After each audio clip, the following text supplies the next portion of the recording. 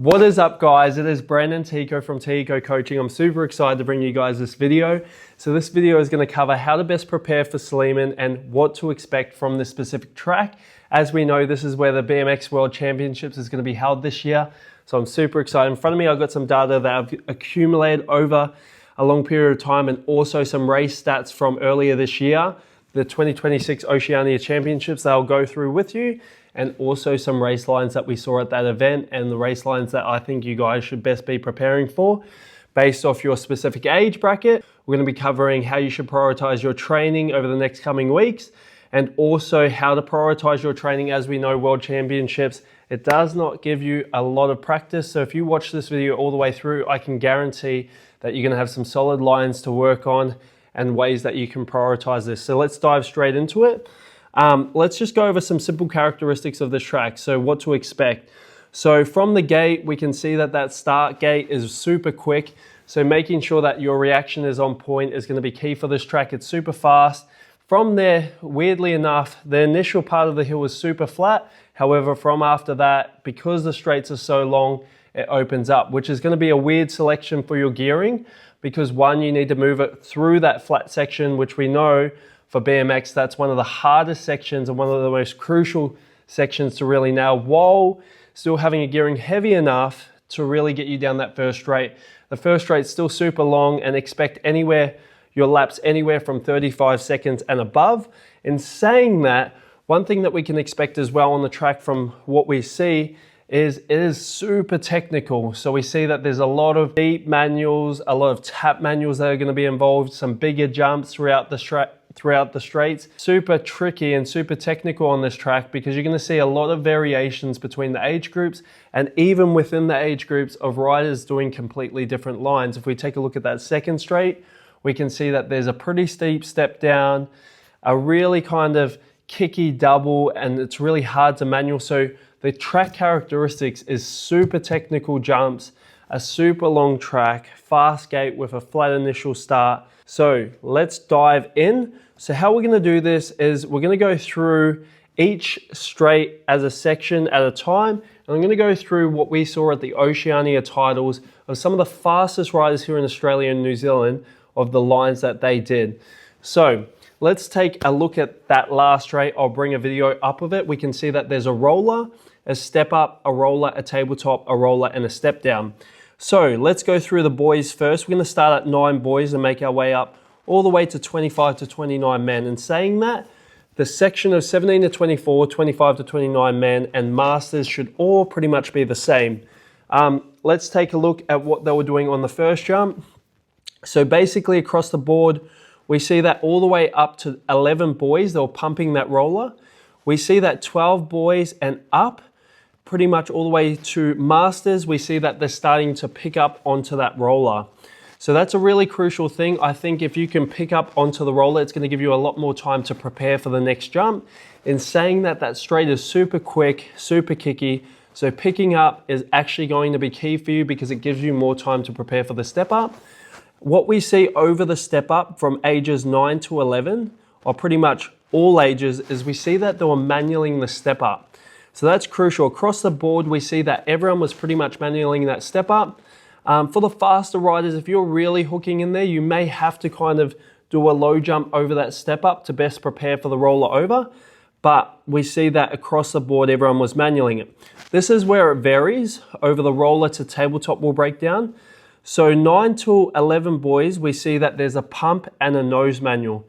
Same with 12 boys. So 9 to 12 boys, we see that they pump over the roller and nose manual over the tabletop. This is really crucial because when you get to the tabletop, if you're going up the face of it, it's very kicky and it does put you off the back end of your bike, making it harder to control your bike over the rest of the straight.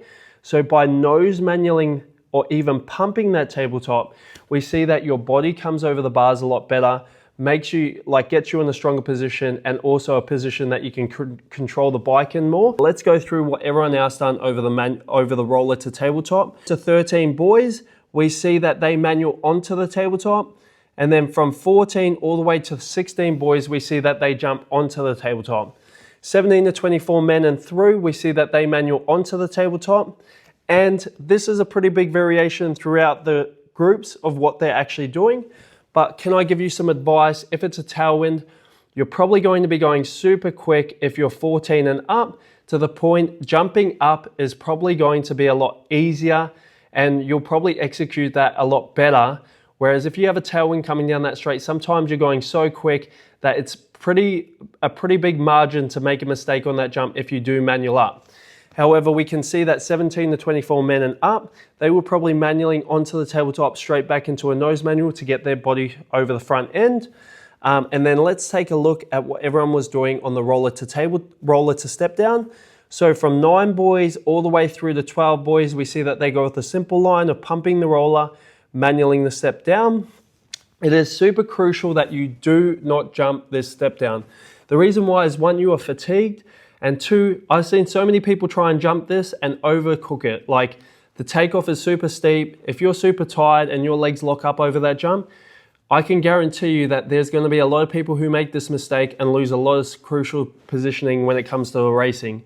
So if we move into 13 boys, we can see over that step down that they were actually manualing onto the step down. This is super steep and a super techie line to be able to do.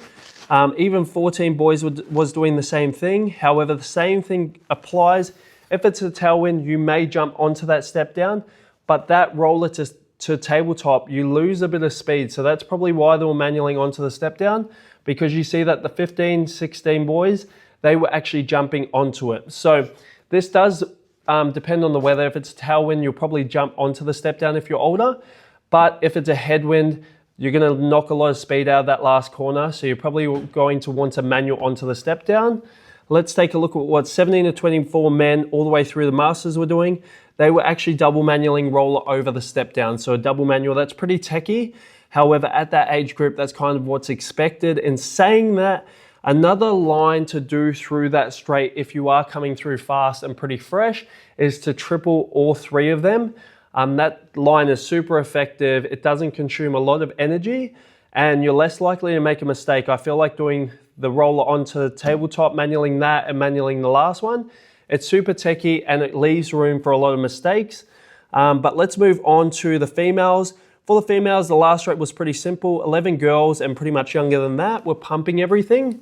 Where we see 12 girls all the way through to 16 girls and probably older as well, we see that they were still doing the same line. So pumping the first roller, manualing the step up, pump, nose manual, the tabletop, pump, manual the last. So in terms of that line, it's not super techie. It is a simple line that they can do, especially the speed that they're going to be coming out of the last corner. Some things to consider is 1, it's a world championship. So you're not going to be railing that last corner. You're probably going to be taking a protective line where you know no one can come in the inside. But my biggest tip for this straight and what I've recommended to riders, if you struggle with this last straight, there's no point of you railing it and coming in super quick. The best option that you can do is come in super tight.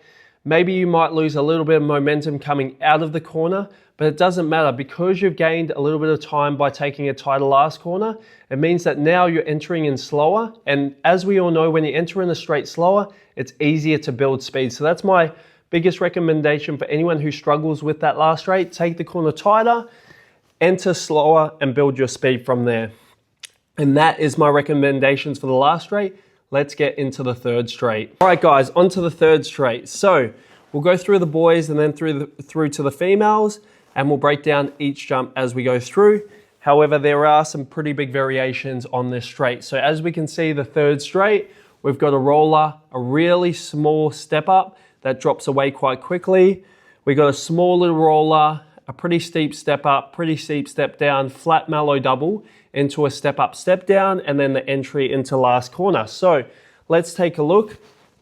So this one will be done a little bit different as the lines are completely different. So we see in 9 boys that they manualed that first little step up. They manualed the middle of the step up, step down, that double section, and then manualed down the last step down of the straight. For 10 all the way through to 11 boys, we see that they manual the small step up and manual the very last step down at the end of the straight. For 12 through to 13 boys, we see that they manual the little step up, then they manual the mid step up and step down, the double, and then up to the step up.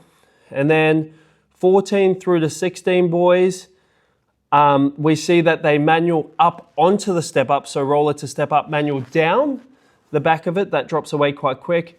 Manual the mid step up, step down, and then tap manual the double, and then manual step down.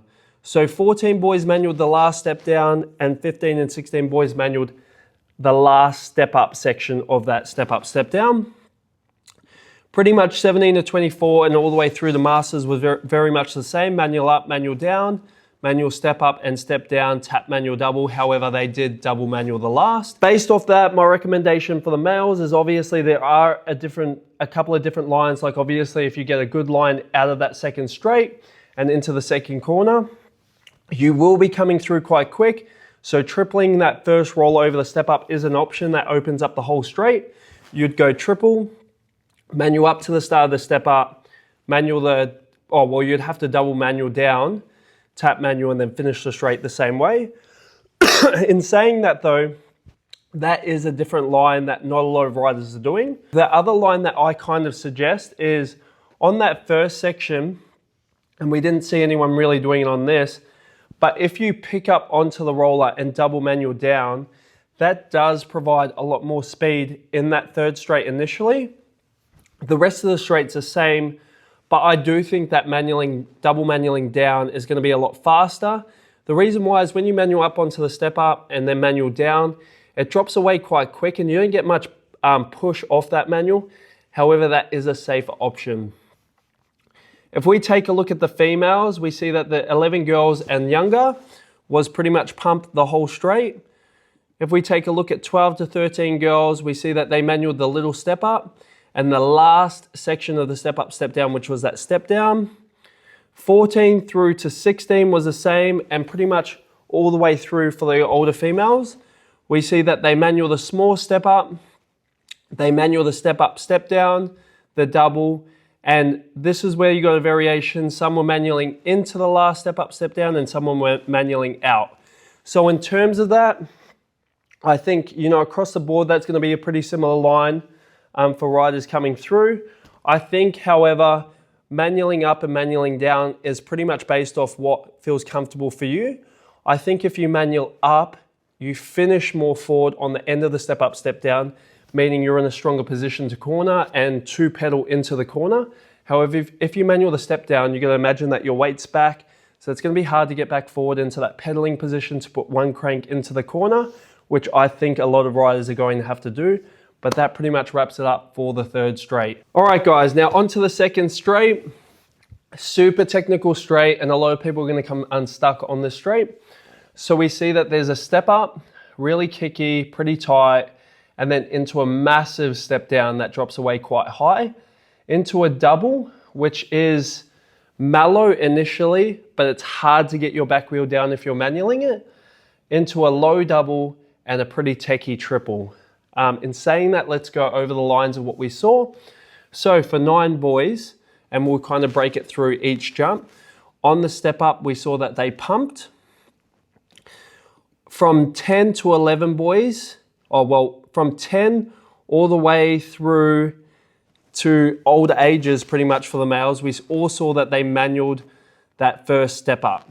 Okay, we'll move on to the step down.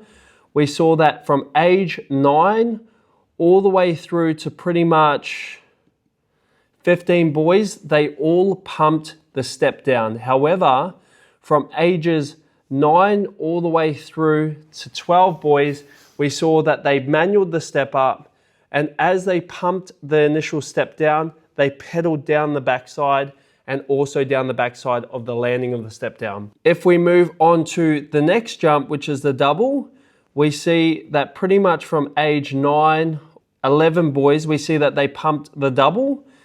And then from ages 12, we saw that they manualed that bigger double. Also from 13 to 14 boys, we saw that they were varying between manualing the big double and jumping the big double. From ages 15 all the way through to the older ages, we saw that they were jumping the double. In saying that, with this specific double, I think the fastest line is definitely a tap manual. A lot of riders ask, how do you tap manual that? it pretty much feels like you're stabbing your back wheel down. Like it goes against everything I've ever been taught, but it works. You want to kind of stay forward over the takeoff, and you want to really quickly push that back wheel down earlier than you think, and it's almost like stabbing the back wheel down and popping, and that is the fastest line of tap manual over that double. I have seen over the last couple of months that even age 15 all the way through to older have been tap manualing it. This is a super technical line. However, I think the best riders in the world will be doing that line. So that's something to be really, really mindful of. If we move to the low double, we saw that pretty much from ages 12 and older, they were tap manualing it pretty much. From ages 12 to 13, you could see that they were doing a longer manual. But from pretty much older than 14, it was a quick tap manual. Into the triple, most ages, pretty much 10 boys all the way through to 13 boys, we saw that they manualed into the last triple, so the first section. Kind of like if you think about it, a lot of riders always go, never do 2 in, 1 out. The reason why people were manualing in was because you go from a low double all the way up to a high triple, it's then hard to get a big pump and manual out. It actually feels really difficult to pump that, and that's why a lot of riders opted for the manual in. From ages 13 and above, we see that they were all, 14 and above, we saw that they were all double manualing the triple. And even in the 17 to 24, all the way through the Masters, some were jumping. However, my take on this is if you can get a quick tap manual on the big double, you carry enough speed to be able to jump that triple pretty low. However, if you find that you're floating that triple too much, you do need to move into a double manual, which predominantly 99% will be doing from ages 14 and above. So let's take a look at the females lines. This is pretty simple across the board, but we did see from ages 11 to 12 on the step up, step down feature that they were pedaling in between. So the step up, the step down, they were pedaling in the middle section. From 13 to 15, they done the same line. They actually manualed up onto the step up and then again pedaled down the initial part of the step down and down the landing of it. On the double, we saw that most ages, they were pretty much all pumping it. However, we did see 13 girls all the way to 15, and then the 17 to 24, all the way through to the 25 to 29, they were actually manualing that bigger double and the low double after it, and then finishing the straight with a manual into the triple.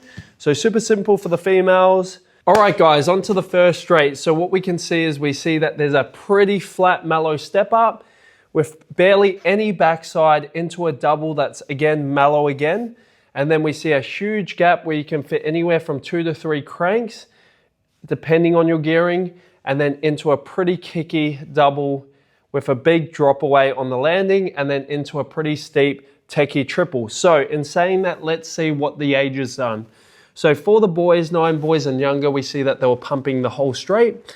For the first jump, we see that even 10 boys, they pumped the first jump. Ages 11, 12, pretty much all the ages from 11 and above, we see that they manual the first jump, which is quite interesting. If you can imagine that you're 11 years old on flat pedals, the speed that you get off the hill, it's not gonna be like crazy because initially that hill is quite flat and it's not that tall. So manualing something that's super flat is definitely going to be interesting to see if there's riders overseas pumping this jump.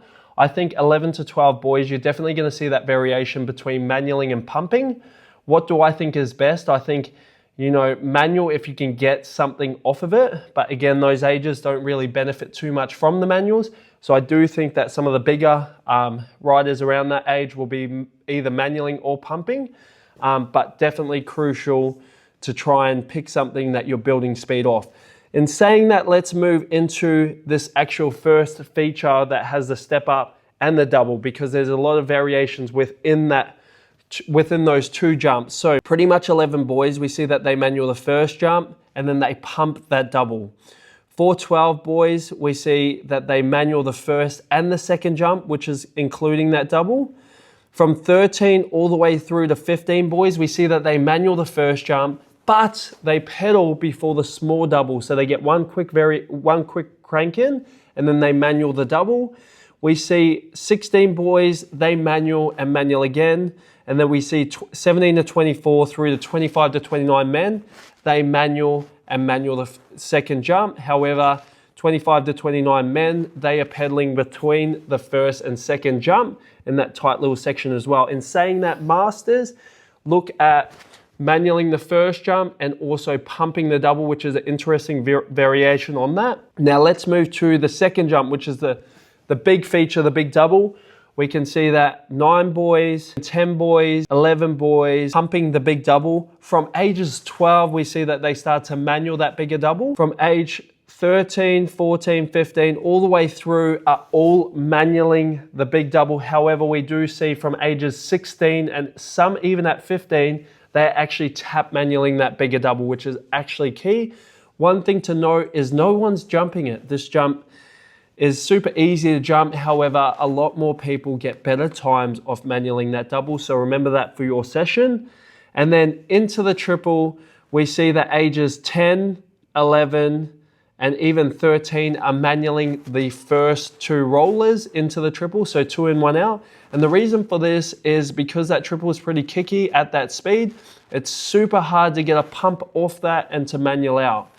As we look at the 13 all the way through to 15 boys, we see that they pump in and manual out. They're a lot stronger, can get over the front end of the bike, so pumping and manualing out is an option for them.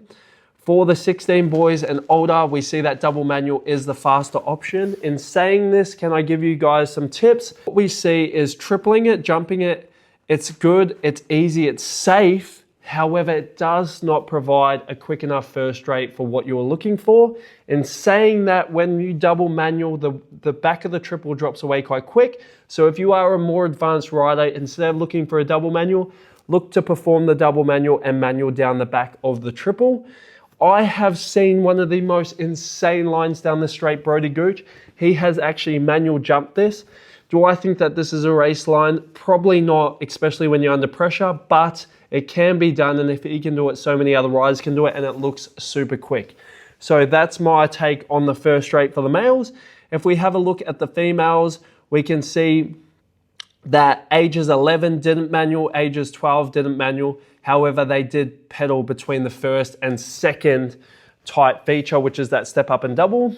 We see that ages 13 manual the step up. We see that age 14 manual the step up, 15, and 16 girls pump pretty much the whole straight, but manual into the triple. 17 to 24 are the same, they manual the first step up. If we move over to the big double feature, we see that from ages 13, they move into a partial manual on the double. And the reason for this is because 1, they're clipped in, 2, they're coming through the straight quite quickly. So pumping throws them off the front of the bike, meaning they lose a lot of speed, especially into the landing of that double. So by creating a partial manual, which the goal isn't to manual the whole jump, the goal is to get the back wheel down, keep your body neutral over the bike. That is what you should be looking at so that you don't lose a lot of speed on that jump. Because a lot of riders are still pedaling on and over the backside of that double. So in saying that, we see that from age 14, they actually manual the big double. Age 15, they were pumping the bigger double, and same for the 16 girls. However, 17 to 24, 25 to 29, they're manualing the bigger double. In terms of what the approach was into the triple for the females, was pretty much most of them were manualing into the triple, again with that same thought concept where it's quite difficult to get the initial pump and manual out. However, the only ages we really saw doing the pump manual was 14 girls and 17 to 24 and above, those who had a little bit more control. But across the board, for anyone under 16, we did see that the common trend was manual and pump out. And that wraps it up for the first straight. All right, guys, so let's go over the gate start. So what I wanted to do is I went through the gate lift for all the ages and pretty much my take on it. So if we have a look at 9 boys all the way through to 11 boys, we saw that there were no lift. From 12 boys all the way through to masters, we saw that yes, indeed, there was a gate lift. Is this the be all or end all? Probably not. However, it is crucial because 1, if you're not lifting, you're losing a lot of time on that reaction. Say if you're clipping at the bottom of the gate versus someone who's lifting, they could already be half a wheel in front. In saying that, for the females, 11 to 12 girls, there was no lift. However, 13 to 14 girls, there was a lift. However, even if they're lifting, that doesn't dictate that they are going to win out the gate. What dictates for the 13, 14 girls more is the timing of your start.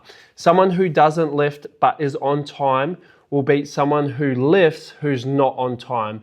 And I saw this across the board and have personally worked with riders in this. So I definitely know firsthand, if you are lifting and you're 13 to 14 girls, your timing needs to be on in order to get the benefit. So in saying that, let's look at the hill times. I'm gonna try to put that hill time in this video, but in saying that, sometimes it comes through blurry. So I'm gonna go over the times and the hill time range that you should be aiming for. For the 9 boys, let's quickly speed race through this. We saw that there was a fast hill time, 2.549. I believe that the hill time range that you should be aiming for is a 2.545 all the way through to a 2.585. 10 boys, we saw that there was a 2.514. I believe that you should be aiming for a 2.510 all the way through to a 2.55. 11 boys, 2.433. And then I think you should be aiming for a 2.43 all the way to a 2.470. For 12 boys, 2.402. I think you should be aiming for a 2.4 flat all the way through to a 2.440. 13 boys, this is where it starts to get really quick. We see a 2.286. I think you should be aiming for a 2.280 with a 2.320. If we look at 14 boys, even faster, 2.245. The range would be 2.24 all the way through to 2.28. However, I believe that this benchmark has been broken, so even aiming ahead of that. 15 boys, starting to get super quick now. I think that was Secha with a 2.194. The range I think you should be aiming for is a 2.190 or a 2.240. However, I do think that that hill time range would be moved forward to 2.180.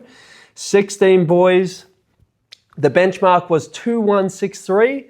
However, I think the hill time range should be 2.140 to a 2.199. I personally know someone who just cracked a 2.14 who was in 16 boys, but in saying that, I know someone in that age who has done a 2.12. So that hill time range will be moving from 2.12 all the way to 2.17 if you want to be effective and if you want to be competitive.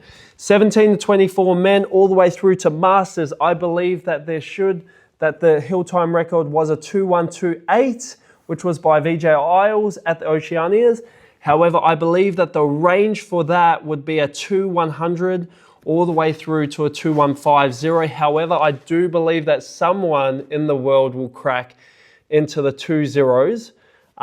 But I do think that majority of what I've been seeing, a lot of people under the 2.140 in these specific age groups. So I think that we're going to be excited at Worlds. We're going to see a 2.0, which I really want to see someone crack that. Let's move on to the females. We see that 11 girls, 2.593. I think that the hill time range should be 2.590 to 2.640.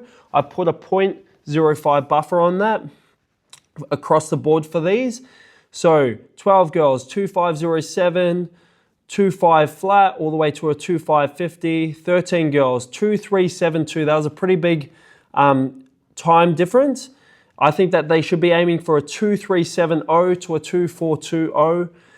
14 girls, again, pretty fast, 2.385. Surprisingly, the 13 girls was faster than the 14 girls.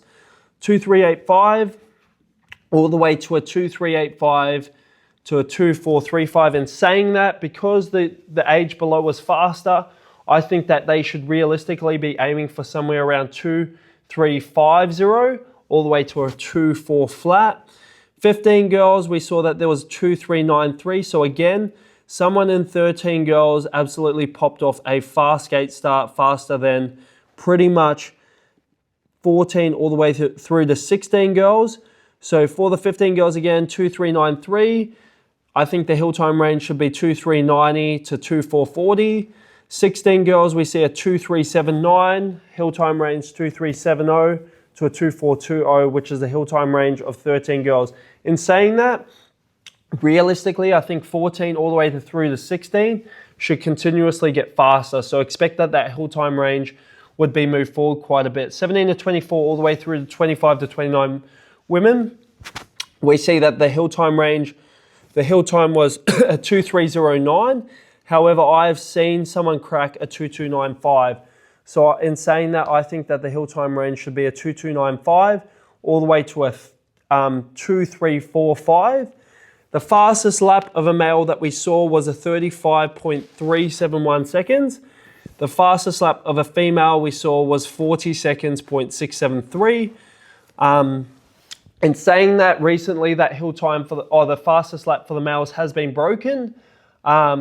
And also one thing to note for those who have been training at Sleman, in the training session times, expect that your times may be even 5 to 6 seconds faster. I don't know why, but that's just the range of how much more faster the times are. In saying that, the fastest hill male was a 2.128. The fastest time we've seen from that date was a 2.100. The fastest hill female was a 2.309. The fastest female time that I've seen so far is a 2.295. You know who you are. I've been looking at scores, so pretty much that's what to expect. In saying that, I do think someone's going to go a sub 2.1 for the males. Now let's break it down. So 3 things you should prioritize in your training based off all the information that I've provided you and in order of prioritization. So 1, race fitness. As we can see that these laps are over 35 seconds, that is tapping heavily into that anaerobic system. You're going to be gassed after every lap. And not only that, but 2, you need to work on your skills. Have a look at this video, have a look at things that are similar, and over the next 2 to 3 weeks, try and chip away at jumps that you may have to do of what the benchmarks I've set. Maybe there's a step up that you have to manual down that second straight. Look for a step up or something steep at your track and start to work on it. Thirdly, gate starts. Ensure that you have a really quick reaction on the gate that you're performing your gate starts on, because this gate is super quick. And if you're late, it's really going to reflect on those times. So moving into the last kind of section of our video is where should you prioritize your time and how should you prepare for your practice? Because as we know, BMXers, we're not going to get a lot of laps. We're probably going to get 3 laps. I've spoken to people who were at the Worlds last year and they only got maximum 4 to 5 laps, if that, and that was them pushing through the line.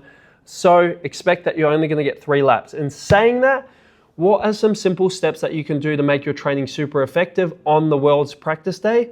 1, arrive early. This may not be on practice day specifically, but this may just be on a day that you can see the track. Arrive early, have a track walk. You don't have to physically be walking on the track. Walk around the outskirts of the track and look at the jumps.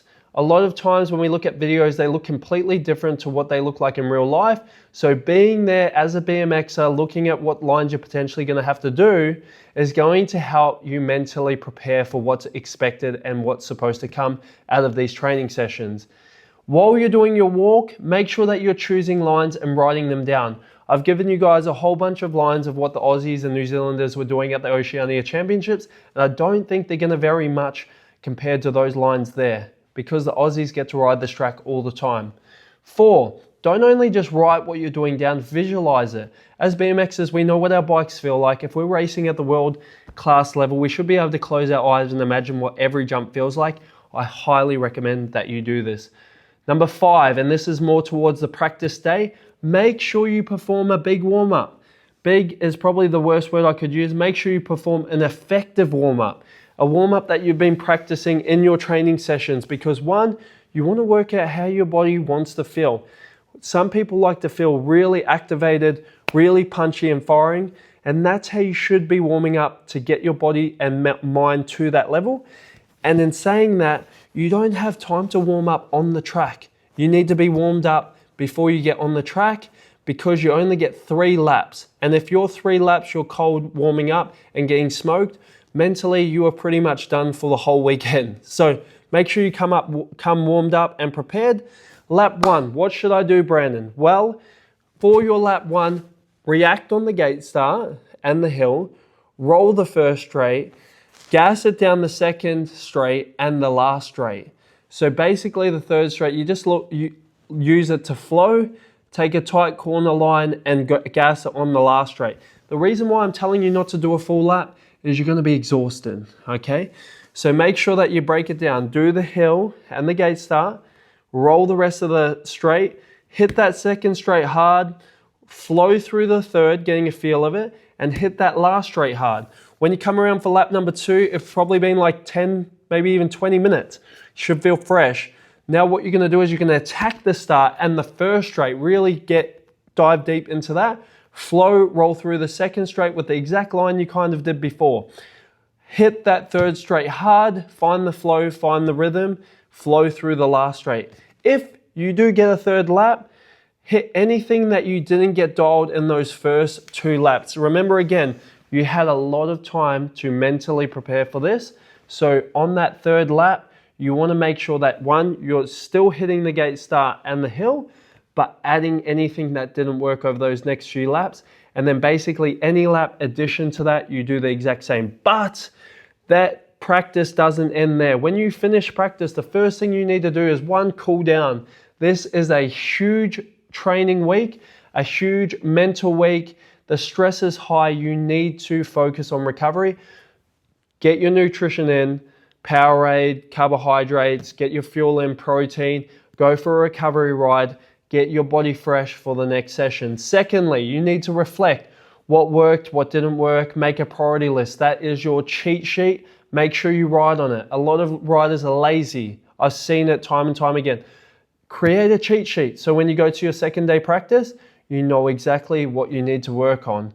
So that's how I'd approach my practice. If I had 3 laps, that's how I'd approach my post-practice stuff to help me best prepare. But that brings you all the data, all the race lines, the track characteristics, basically what to expect.